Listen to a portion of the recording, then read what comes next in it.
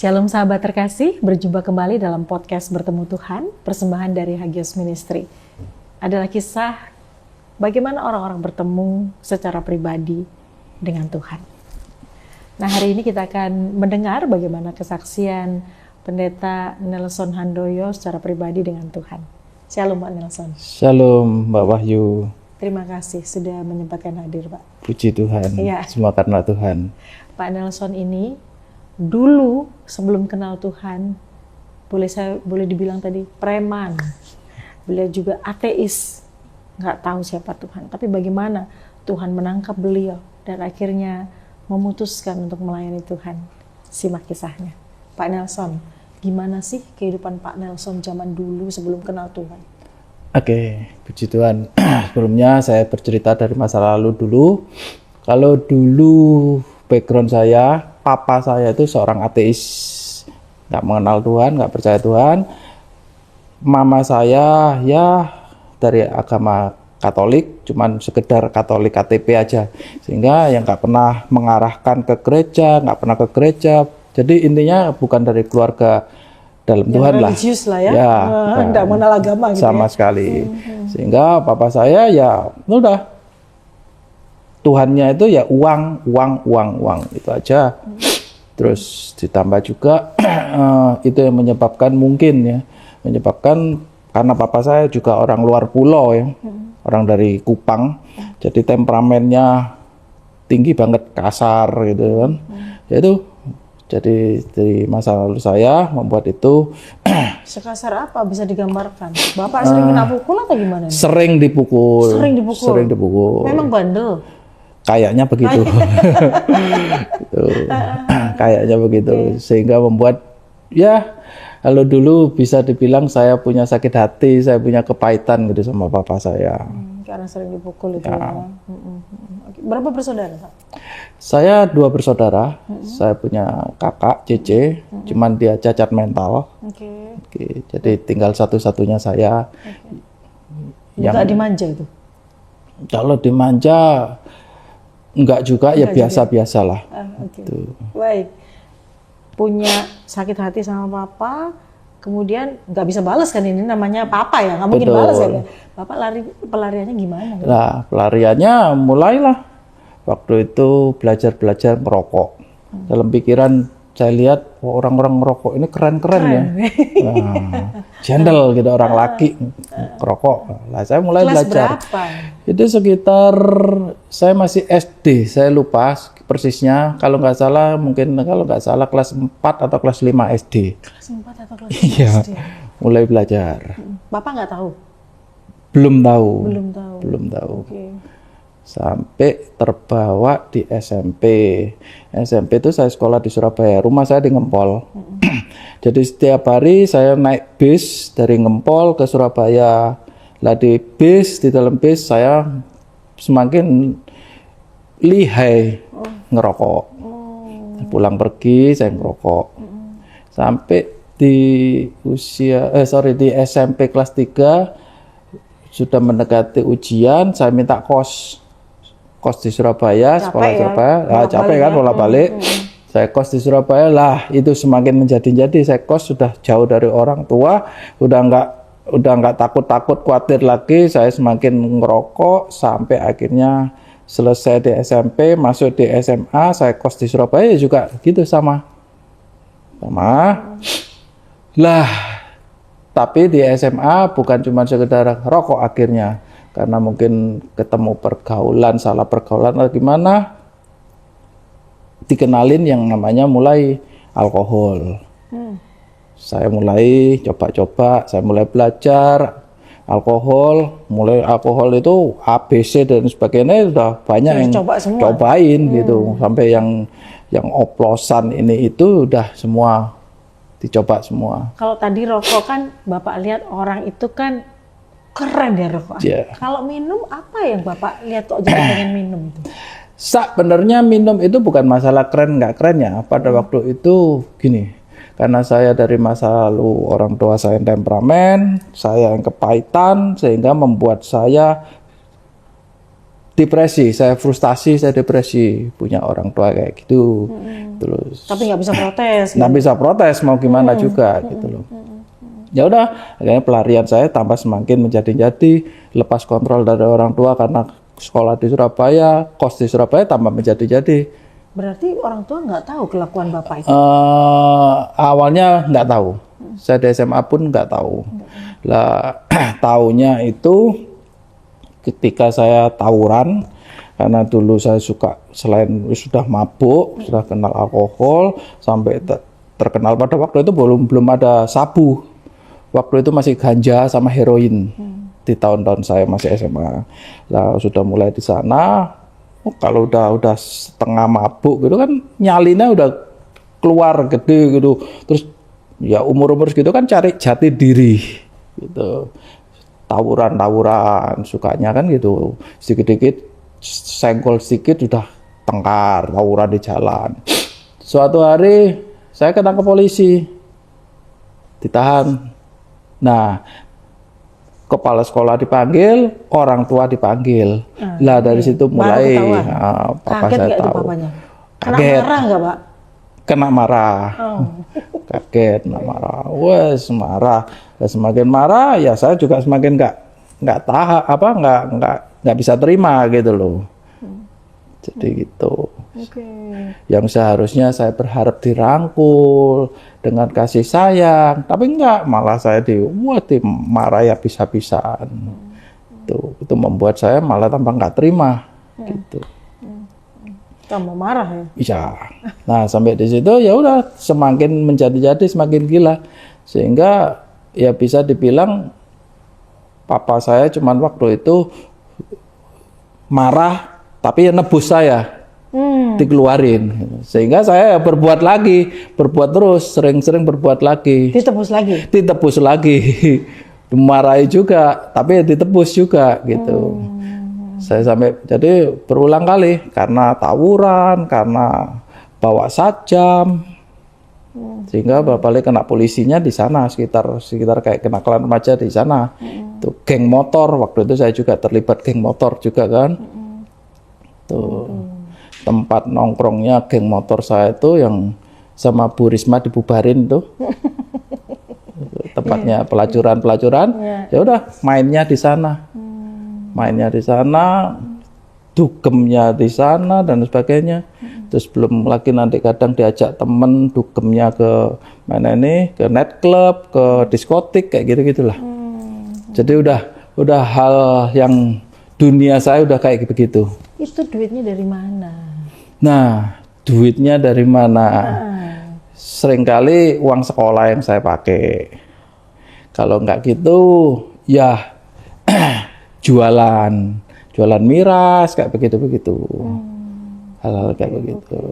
Itu nggak bisa dibayangin ya bagaimana papa menghadapi itu, pasti sudah nggak tahu lagi nih gimana gitu. Iya, akhirnya sampai singkat cerita karena pada waktu itu sekolah saya sih pada zaman itu kalau sekarang kan kalau dulu kan diakui dan disamakan. Lah SMA saya itu dulu statusnya diakui. Lagi kepala sekolahnya berjuang untuk ngambil status disamakan. Lah gara-gara satu murid ini saya sering kasus kena polisi. Jadi kepala sekolah saya baru dengar cerita ini setelah dewasa, setelah udah umur gini, ketemu teman SMA. Lah teman SMA ini cerita sama istri saya. Teman SMA ini cerita, lu kok yo mau gitu loh kawin sama Nelson. Kamu kok yo mau lah, kamu gak kenal dan Nelson itu dulu preman gitu loh. Lah terus ceritalah teman ini, dulu kepala sekolah itu sampai pusing, dibikin pusing karena bolak-balik dipanggil polisi, bolak-balik kena polisi. Padahal sekolah kita lagi ngejar status dari diakui ke disamakan. Jatuhlah nama sekolah nih. Itu. Terus, baru tahu sekarang ini ya. Nah itu istri saya juga kaget. Ya memang tahu kalau saya nakal, cuma dia kaget gitu loh. Loh sampai segitunya. Gitu. Dari hidup yang begitu carut marut begitu ya, bagaimana ceritanya Bapak bisa ditangkap oleh Tuhan? Nah, akhirnya suatu hari Saya belum. Saya nikah kan. Saya karena di DO dari sekolah, dikeluarin dari sekolah, terus saya kerja dan sebagainya. Kerja sendiri nih ya? Kerja sendiri. Kerja sendiri. Mau kerja ikut orang juga nggak mungkin karena kan cuma lulusan SMP, ijazah SMP. Udah kerja. Lah dari kerja sendiri pegang duit, jadilah tambah semakin gila. Gila. Berhasil ini kerjaannya. Merasa berhasil pegang duit gitulah. Semakin jadi. Saya nekat, saya nikah, saya ngajak nikah istri saya, ayo kita nikah. Setelah nikah, jepret, sampai punya anak 1. Lah, mulai pikiran saya berubah. Pikiran saya berubah ini gini, saya mengalami frustasi. Ijazah nggak punya, ya kan, gelar nggak punya, terus kerjaan juga kadang merosot. Nah, itu dari situ mulailah hal-hal itu mulai terbayang, itu frustasi, depresi, melihat masa depan itu menakutkan. Jadi saya setiap kali kalau bangun pagi ngelihat masa depan ini surem banget. Akhirnya ya dari sana saya semakin suka mabuk, suka ke diskotik, suka nightclub. Karena menurut saya kalau saya buka mata, masa depan ini kan menakutkan. Lebih baik saya mabuk. Jadi kalau saya mabuk udah nggak ngapa-ngapain gitu loh. Sudah nggak menakutkan. Lah gitu udah ya? nggak menakutkan. Nggak ingat apa-apa. Bener gitu. Istri gimana, Pak? Istri saya ya yang nggak bisa ngapa-ngapain, nggak bisa apa-apa. Gitu. Kadangkala saya pulang sampai di rumah, makan belum masuk dalam rumah, di teras saya sudah jatuh karena saya mabuk udahan. Ya udah, istri saya udah istilahnya angkat tangan, give up, dapat suami kayak begini. Tuh, nah, sampai itu punya anak, sampai saya punya anak keempat. Ada anak pertama, anak kedua, anak ketiga dan 4 itu kembar. Anak saya 3, 4 kembar. Lah waktu punya anak kembar itu juga gitu, saya semakin frustasi. Aduh, kok tambah punya anak kembar, besok ya apa boleh nyekolak no, boleh nggak besar no, kayak gitu. Lah itu tapi bikin saya semakin cemas, semakin takut lah. Intinya di sana. Sampai suatu hari istri saya itu terima telepon dari kakaknya. Ini loh, di rumah saya ada hamba Tuhan. Kalau pelayanan di Surabaya tidurnya di tempat kita. Mau tak ajak ke rumahmu?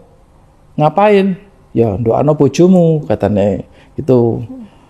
Aduh, istri saya karena dia tahu karakter saya, tahu watak saya, mosok mau gitu loh. Tapi tak kasih tahu dhisik ya. Nanti kalau misalnya sudah datang sini diusir atau dipisui sama Nelson, ojo sakit hati ya. Sampai istri saya itu gitu ngomong gitu. Oh, kita udah ngerti, udah paham. Ya nanti hamba Tuhannya tak omongi gitu. Ya udah, singkat cerita datanglah ke rumah. Datang ke rumah saya dengan mimik wajah udah nggak suka, nggak seneng gitu lah. Tapi kok mau, Mbak? Nggak bersahabat Tapi gitu. mau ya, atas izin Bapak itu tamunya datang? Enggak, saya izin istri saya. Oh. Tiba-tiba Jadi datang Bapak nggak aja. tahu ya? Jadi saya nggak tahu. Oke. Gitu. Tiba-tiba saya diajak, sama istri saya udah duduk sini ya. Ya apa? Karena saya tahu di situ ada kakak ipar saya, ya udah saya hargai karena mertamu di rumah saya. Terus kenalan, ini tak kenal no.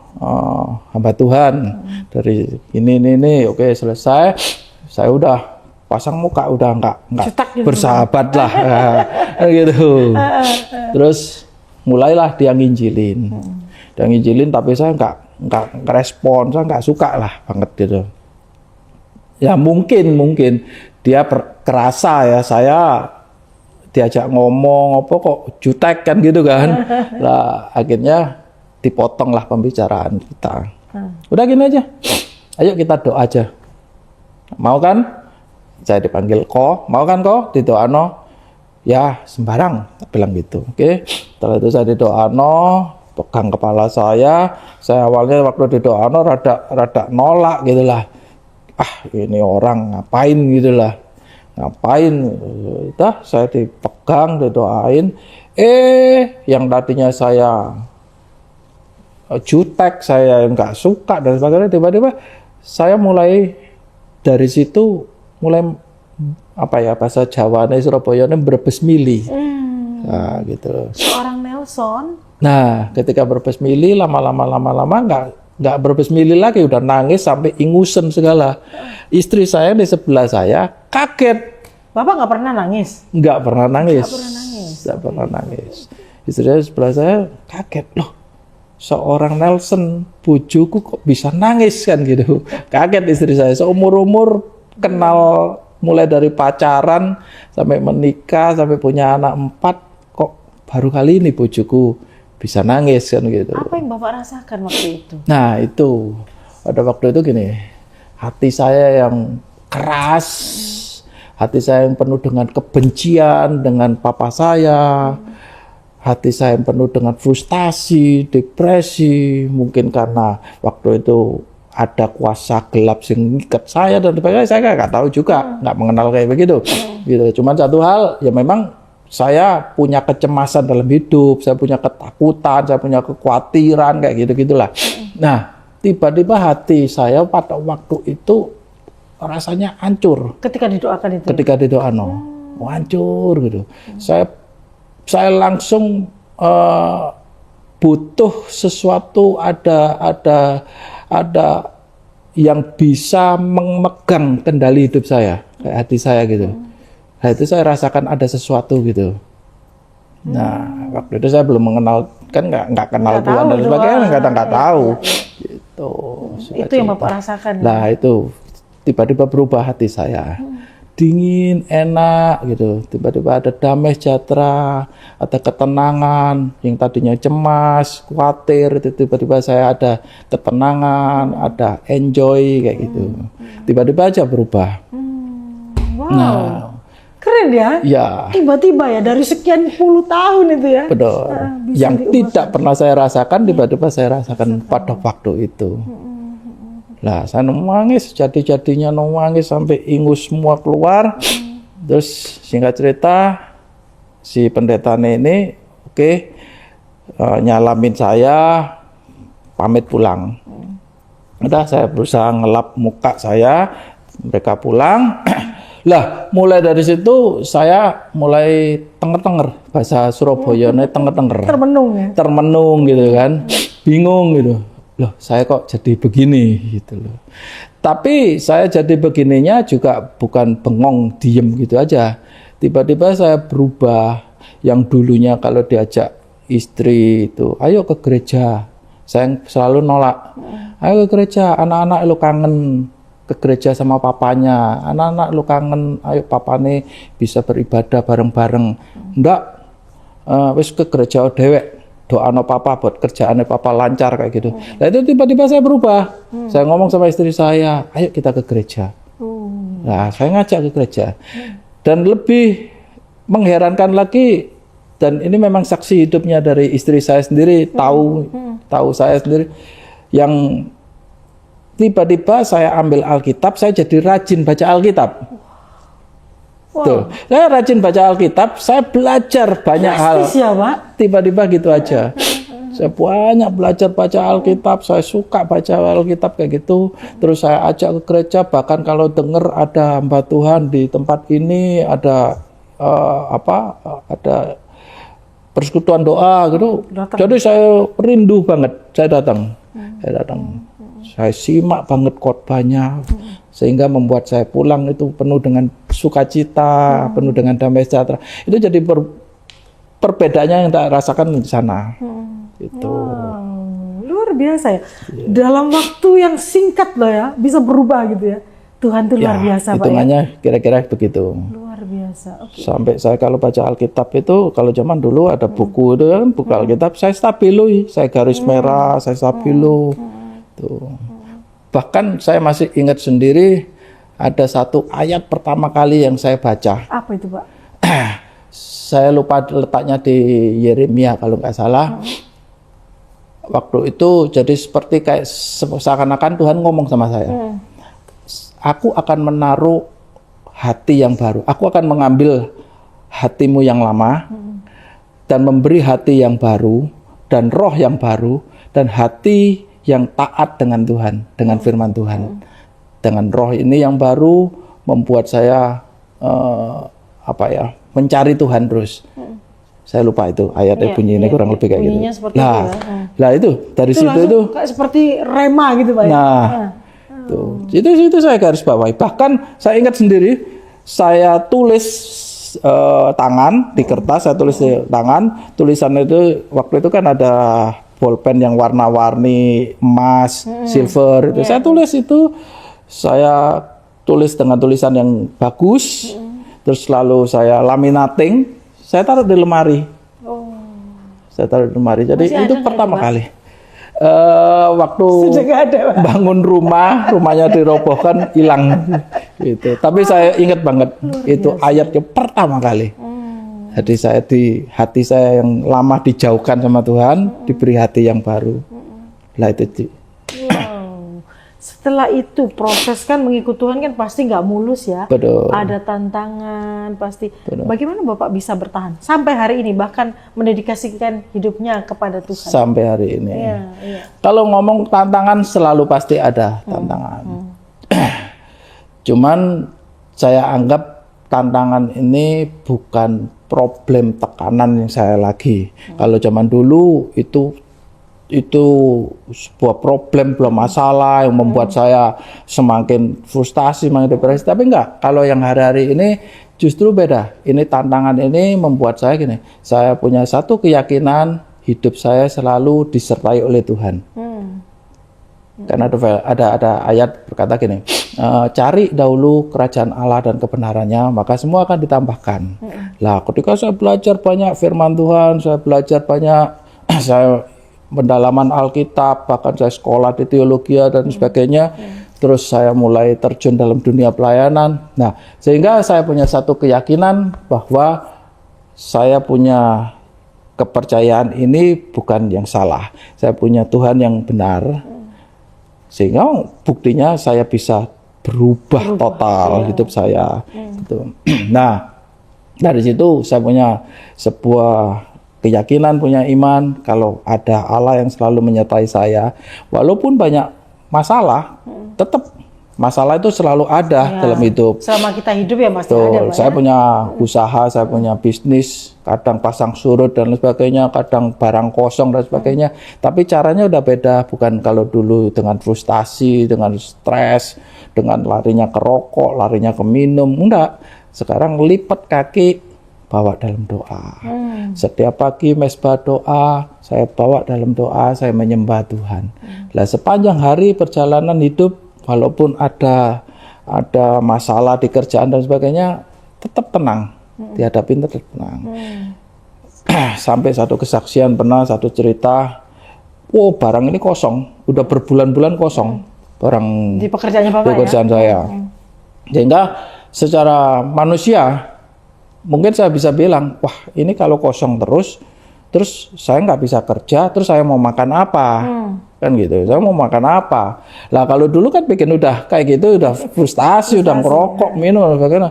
Tapi tiba-tiba itulah bedanya. Kalau orang yang dalam Tuhan, ketika hidupnya sudah dipimpin oleh Roh Kudus, hidupnya sungguh-sungguh dipimpin oleh firman Tuhan, tiba-tiba aja saya itu kepikir, ambil HP. Buka Google, ketik Google, cari barang di situ. Ketika saya ketik, dapatlah.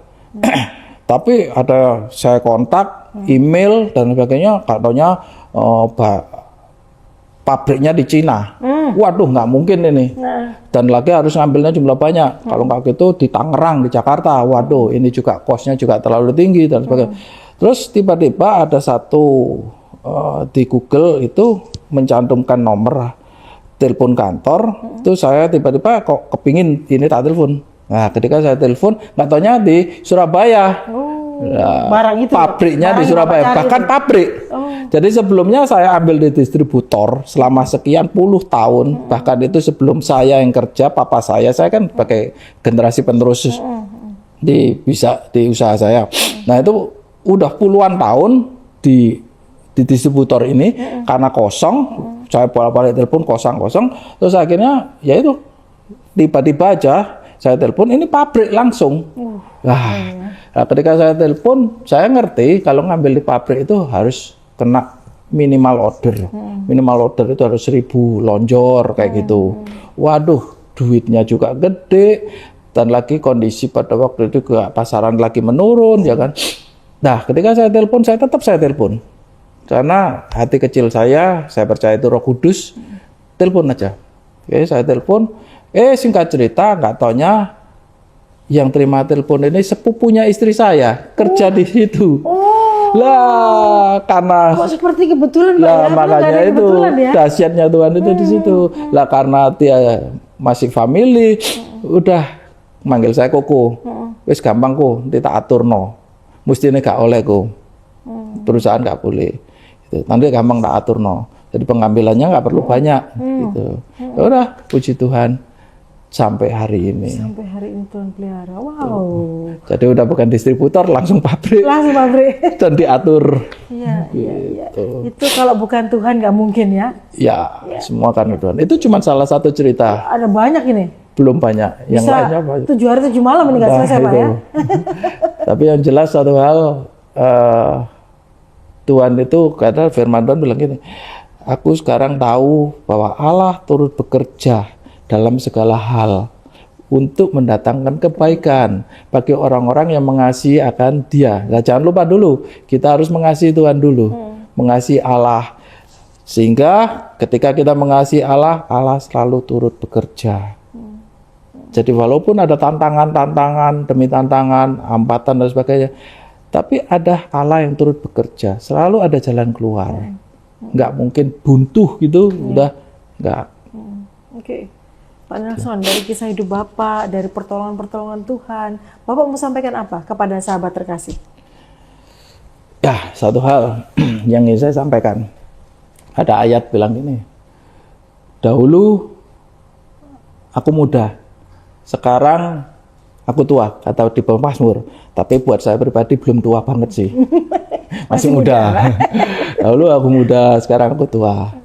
Saya lihat anak cucu orang benar, kata Pak Mazmur, aku lihat anak cucu orang benar ya, sekali lagi saya garis bawahi, orang benar tidak akan pernah meminta-minta. Anak cucu orang benar. Lah, ayo kita hidup percaya yang pertama sama Tuhan Yesus.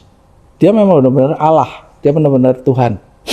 Ya kan? Jadi bukan yang lainnya, bukan kisah-kisah cerita yang lainnya, tetapi Bible, Holy Bible ini benar-benar firman Allah yang ditulis, ya kan? Dan firman yang sudah menjadi manusia, yaitu Yesus Kristus. Dia waktu naik ke surga bukan cuma sekedar meninggalkan kita. Firman Tuhan bilang, aku tidak pernah sekali-sekali membiarkanmu, apalagi meninggalkan. Amen. Mengirimkan Roh Kudus. Nah, lewat Roh Kudus ini berkarya dalam kehidupan kita. Sehingga apa? Ya itu tadi, menjadi orang benar, yang dibenarkan di dalam Tuhan Yesus Kristus. Setelah kita dibenarkan dan percaya, yakin, bukan cuma diri kita aja yang selalu hidup ditolong oleh Tuhan. Dan saya saksi, saya punya keyakinan dan saya bersaksi pada dimanapun saya sampaikan khotbah, firman dan lain sebagainya, bahwa anak cucu orang benar itu benar-benar selalu dipelihara oleh Tuhan. Selalu diberkati oleh Tuhan, selalu ditolong oleh Tuhan. Nggak sampai anak cucunya meminta-minta. Nah, hari-hari ini saya melihat saya sudah punya cucu satu. Ini opa gaul berarti? Lah, benar-benar saya masih muda, tapi udah punya cucu. Lah, yang saya lihat bukan sekedar cucu saya. Cucu saya menjadi orang yang istilahnya pinter banget. Saya sampai kagum. Wah, hari ini sih umur nanti November ini 4 tahun, tapi bener anak ini pinter banget. Bukan cuma sekedar itu, papa mamanya saya lihat dalam hal bisnis, kerjaan diberkati. Anak-anak saya yang lainnya juga, yang 3 juga kerja diberkati Tuhan. Itu yang luar biasanya. Hidup itu selalu ada tuntunan Tuhan, ada pimpinan Tuhan, ada penyertaan Tuhan, ada pertolongan Tuhan. Itu yang terpenting.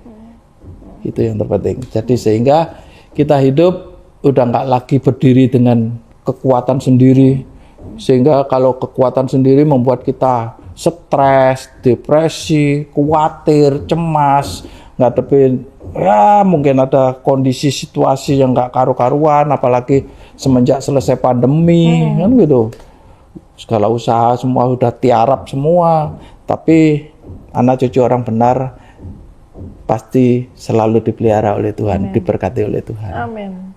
Gitu. Sahabat terkasih, anak cucu orang benar akan perkasa di bumi. Tidak akan pernah meminta-minta. Hari ini, pastikan Anda hidup benar sesuai dengan kebenaran firman Tuhan. Dan biarlah anak cucu kita boleh melihat, boleh meneladani apa yang kita lakukan dan mengikut Tuhan seumur hidupnya. Sampai jumpa di podcast berikutnya. Tuhan Yesus memberkati.